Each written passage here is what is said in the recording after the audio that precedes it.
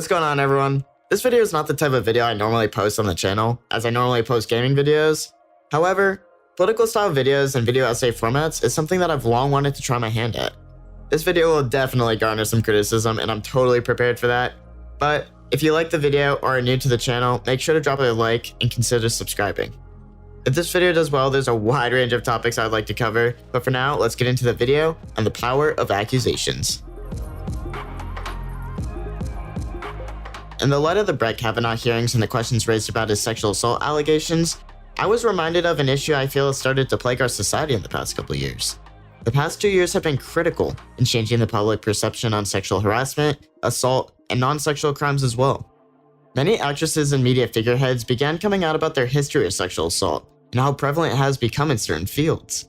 The sheer number of individuals that came forth with allegations had sparked movements such as the Women's March, Time's Up, and #MeToo, bringing mass media attention to the issues that have long affected women.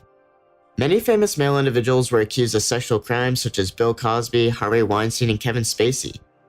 These major cases not only destroyed their careers, but it also destroyed their lives. I'm not saying these three men were innocent, as they were most definitely guilty. However, the effect of these allegations scared a lot of men, and for legitimate reasons. Even the sheer mention of your name in regards to sexual assault could spell the end of your career, and that surely caused hysteria. While the initial chaos of these movements has died down, the effects remain very much in play.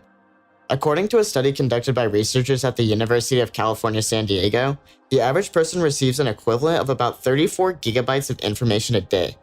What this study shows is that with the amount of information we receive on a daily basis, it becomes very difficult for an individual to process everything they learn at a high level, leaving people to take most things they see at face value. This is an important bit of information for businesses and marketing agencies because it shows that people are only capable of processing so much information to a certain level. This is where subliminal advertisement comes in and why it is such a relevant topic that we must first cover when discussing the danger of allegations. Subliminal advertisements have been a popular marketing technique since the 1950s and were primarily used to influence consumers without their conscious knowledge of it. A study done by James Vicari, there will be a link to the study in the description, revealed that a major increase in subliminal advertisements for Coca-Cola resulted in a sales increase of 18%. While this is only one study on the matter, there are many more studies that back up the validity of this marketing strategy. The reason why it is worth talking about is because this kind of mental manipulation has been going on for decades, and as a society, we have become accustomed to it. We see billboards and internet ads everywhere we go, and we are constantly being suggested information that we accept without even consciously knowing about it. Subliminal advertisements alone aren't the only issue, but it's the added effects of the mass consumer culture in which we live and how we are constantly being manipulated every day by the power of suggestion.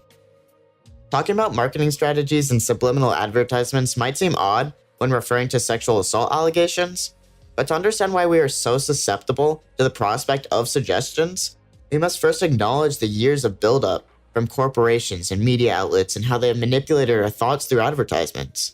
Another major factor that comes into play when talking about the power of suggestion is the impact of social media. In the United States, 81% of the population has a social media account, and that number is only growing. In today's day and age, our social media image has consumed a major portion of our identities. Social media gives individuals a far more expansive reach to the people they are able to meet and communicate with.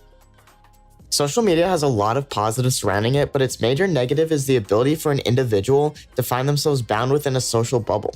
A social bubble is when an individual isolates themselves from all opposing ideologies and instead fills their social group with individuals who wholeheartedly support whatever they believe. This becomes extremely dangerous as it creates a wider gap between certain groups of people and hurts the possibility of compromise and unification. Another issue with the social bubble is that it influences people to take action to portray themselves as they want to be seen by the public. The best term to describe this behavior is virtue signaling, and that is the action or practice of publicly expressing opinions or sentiments intended to demonstrate one's good character or the moral correctness of one's position on a particular issue. What this behavior creates is a false bravado, where people begin to value themselves and others based on how virtuous or morally just they seem online. This standard of judgment influences people to take stances in support of certain groups based solely on the principle of appearing like a good person. This type of behavior makes issues very black and white, with little room for gray areas. For example, If a woman comes out and says she was molested, but provides no evidence to back up the claim, you are still expected to support/believe her without any evidence. This is where the notion of guilty before proven innocent comes into play. One of the main American values that has been established not only by law, but also through our society is innocent until proven guilty. This system of law is what keeps us free from false incrimination and unfair trials. However, when it comes to one person making sexual assault allegations against another person, it becomes hauntingly clear that innocent before proven guilty is not on everyone's mind. A perfectly relevant and clear example of this comes from the recent sexual assault allegations that now Supreme Court Justice Brett Kavanaugh faced. Christine Blasey Ford accused Kavanaugh of sexually assaulting her while they were both at a party in high school. Despite her lack of any remarkable evidence and witness testimony being in favor of Judge Kavanaugh's innocence, Mrs. Ford had the public's support. According to a poll done by NPR and PBS, 45% of people believed Ford was telling the truth, 33% of people believed Kavanaugh, and 22% remained unsure. On top of public opinion being against Judge Kavanaugh, both Senator Blumenthal and Senator Coons said that it was Kavanaugh's responsibility alone to prove his innocence. What this means is Kavanaugh is being held under the presumption that he is guilty, and due to the nature of the allegations, that he must exonerate himself. These statements garnered a lot of support from the Democrats, and to me, they revealed a major problem regarding accusations of sexual assault. Not only is the expectation for Kavanaugh to prove his own innocence in direct contrast to the Fifth and Sixth Amendments, but it also shows that when it comes to sexual assault allegations, the word of the victim outweighs the rule of law. It is not hard to imagine the unbelievable stress and pressure that Kavanaugh had to go through in this process. I fear that due to how society responds to sexual allegations, he may never be viewed as an innocent man. To play devil's advocate, I want to say that I understand that sometimes the only power that a sexual assault victim has is their accusations against their abusers. I also know that a lot of these crimes remain unsolved, and it has left a lot of frustrated people believing that the system has failed them. There is no easy way to deal with these situations, and I think that is a major reason our sense of justice has become so scrambled on this issue. To anyone who has suffered real sexual assault, my heart goes out to you, and I hope you can find peace and justice.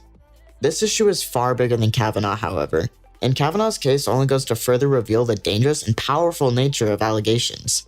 If we continue down this path of condemning an individual who has been accused but not yet proven guilty, we will find ourselves condemning many people who are completely innocent.